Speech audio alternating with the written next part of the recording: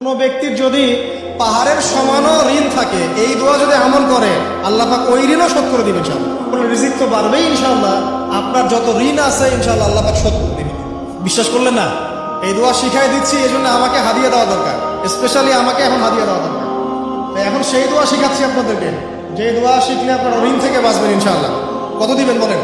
হ্যাঁ, এই তো শুকরিয়া। দোয়া করবেন যেন আল্লাহ পাকের দিনটাকে আল্লাহর জমিনে প্রতিষ্ঠা করতে পারে। আমার সাথে বলেন, দোয়াটা হচ্ছে আল্লাহুম্মা ইকফিনি বিহালালিকা আন হারামিকা ওয়া আগনিনি বিফদলিকা আম্মান সিওয়াকা।